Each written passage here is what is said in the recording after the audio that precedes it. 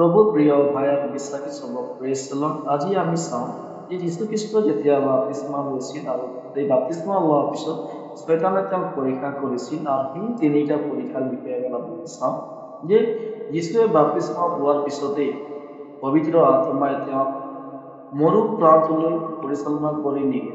যীশুৱে তাতে 40 দিন 40 ৰাতি কটালে। সেই সময়ত তেওঁ লঘোণ দি আছিল। সেই সময়তে শয়তানে তেওঁক পৰীক্ষা কৰিছিল।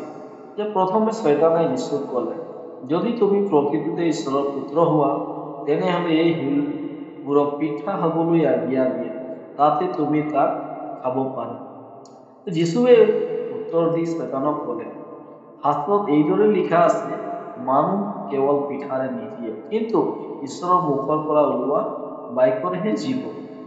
তেতিয়া শয়তানে যীশুক জেৰুজালেম মন্দিৰৰ কলচীৰ ওপৰলৈ লৈ গ'ল আৰু যীশুক ক'লে, তুমি যদি ঈশ্বৰৰ পুত্ৰ হোৱা, তেনেহলে নিজকে তললৈ পেলাই দিয়া, কিয়নো শাস্ত্ৰত এইদৰে লিখা আছে, তেওঁ নিজৰ দূতবোৰক তোমাৰ অৰ্থে আজ্ঞা দিব আৰু তোমাৰ ভৰি যেন শিলত খুন্দা নাখায়, এই কাৰণে তেওঁলোকে তোমাক হাতেৰে দাঙি ধৰিব।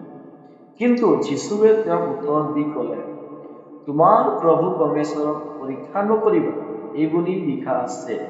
তাৰ পিছত শয়তানে যীশুক জগতৰ সকলো ৰাজ্যক দেখুৱালে আৰু এইদৰ ভূত কিমান শক্তিশালী আৰু ঐশ্বৰ্যশালী তাকো দেখুৱালে আৰু যীশুক ক'লে, তুমি যদি মোৰ দুৱাই মোৰ উপাসনা কৰা, মই তোমাক এই সকলো দিম।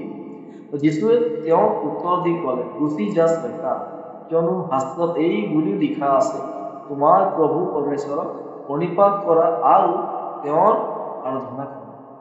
যীশুৱে শয়তানৰ ফাঁদত নপৰিল, সেয়ে শয়তানৰ তাৰ পৰা গুচি গ'ল। তাতে স্বৰ্গদূতবোৰে আহি তেওঁক শুশ্ৰূষা কৰিলে। তো মোৰ প্ৰিয় ভাই ভনীসকল, এই ঘটনাটোৰ মাজত আমি চাওঁ যে শয়তানো ঈশ্বৰৰ বাক্য পঢ়ে আৰু শয়তানে ক'ত কেনেকৈ লিখা আছে আৰু প্ৰতিটো কথা তেওঁ কৈছে।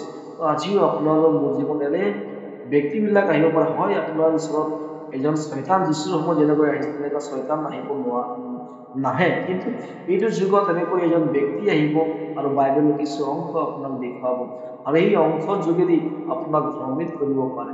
তো মোৰ প্ৰিয় ভাই ভনীসকল, আজি আপুনি মই যদি বিশ্বাসত বলৱন্ত হৈ নাথাকো, বাক্যত যদি আমি শক্তিশালী হৈ নাথাকো, তেতিয়া কি আছে, আমি যেনেকৈ যীশুক যেনেকৈ পৰীক্ষা কৰিছিল আৰু যীশুৱে সেই পৰীক্ষা কৰাতে উত্তৰ দিব পাৰিছিল, যদি আমি বাক্যত বলৱন্ত হৈ নাথাকো, তেতিয়া আমি ঈশ্বৰৰ বাক্যৰ যোগেদি এইবিলাকক আমি উত্তৰ দিব নোৱাৰিম বা তেওঁলোকক আমি প্ৰতিৰোধ কৰিব নোৱাৰিম। তো মোৰ প্ৰিয় ভাই ভনীসকল, আমি যেতিয়াই আমি ঈশ্বৰৰ বাক্য পঢ়ো বা ঈশ্বৰৰ বাক্য আমি বুজি আমি পঢ়িবলৈ চেষ্টা কৰিব লাগে আৰু আমি কেনেদৰে আমি সত্যত আমি নিজৰ ধৰি ৰাখিব লাগে আৰু আমি ঈশ্বৰৰ বাক্যৰ যোগেদি আমি শয়তানক চিনি পাব লাগে বা আমি শয়তানক প্ৰতিৰোধ কৰিব পৰা আমাৰ শক্তি থাকিব লাগে।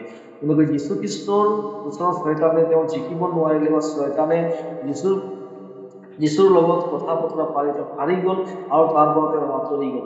আজিও আপোনাৰ ওচৰত এনেকৈ সমস্যা আহিব পাৰে, এনেকুৱা লোক আহিব পাৰে, তেতিয়া আপুনি আৰু মই যদি বাক্যত বলৱন্ত হৈ থাকিম আৰু সেই যেতিয়া বাক্যত বলৱন্ত হৈ থাকিম, তেতিয়া লোকবিলাকে আপোনাক এই যিবিলাক নেকি বাক্য য'ত নেকি আমাক যিবিলাকে আমাক আত্মাৰ পৰা দুৰ্বল কৰে, এনে বাক্যবিলাকৰ পৰা আমাক ৰক্ষা কৰিব আৰু আমি যেন শক্তিমন্ত হৈ থাকিব পাৰিম আৰু আমি শয়তানক প্ৰতিৰোধ কৰিব পাৰিম।